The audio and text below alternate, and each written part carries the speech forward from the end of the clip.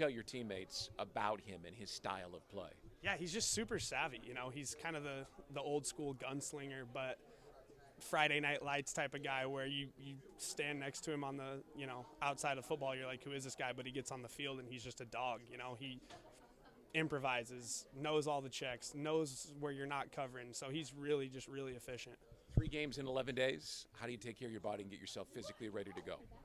You take care of your body by taking care of your body.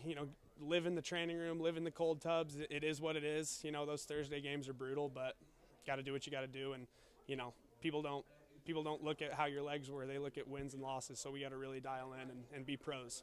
And does getting the Colts help you with that? Coming home from London and tighten the focus up a little bit? I think so. I remember last year we played the Raiders after London, and it was 17-0 in the first half. So we really got to lock it back in. But I think that's where we've really matured as a group, especially as players, coaches. Is we know we have experience to go off of, and that's what we're going to go off of. Thanks. Dewey, how much do you still keep in touch with old Gardner? We really don't keep in touch that much, but every time we see each other, we're reminiscing stuff like that. So it's and I watch from afar, so it's super cool to see what he's doing. Came in a little late, but if you could just expand upon, like you did to Brian, just about Gardner's journey here with you guys and now where he is today. Yeah, like I said, he's always been a great player, and it's unfortunate how he kind of got ran out of the building here, but he is where he is, and I've always said it. He'll play in this league for as long as he wants to.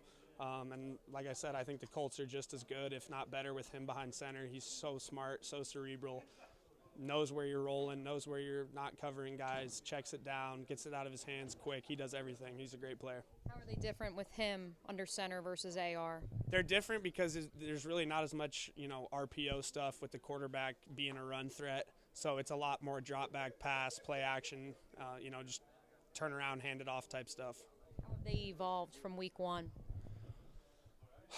I think week 1 they were just, kind of figuring it out with Richardson. Now, obviously, you see, an offensive play caller's spreadsheet is going to open up a lot when you got a veteran quarterback back there. So I think they're doing a little bit more in the drop back game and stuff, but their running game is still as potent and as efficient as it's always been. Yeah, what is it about Zach Moss that he's been able to get going these last few weeks?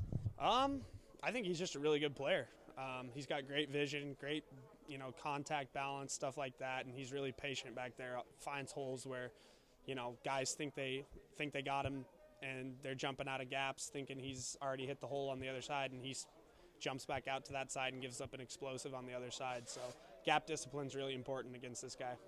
Last one for me. Is it true, kind of relive for me, when you guys used to go to the movie theater with Gardner, that you guys, didn't you have to, stop going or you had to alert them or something like that? Well, I can't say for the movie theater, but I know for sure we had to, get booths in the back of restaurants where no one could see him. He could not stand having to, stop eating his food and give someone an autograph. That was one of his biggest pet peeves. So, those were fun times. Those were funny times. And it's just crazy to think back on our journey, how we both came in, and he's where he is now and I'm where I'm at. It's kind of funny, to be honest with you. So it all kind of comes full circle.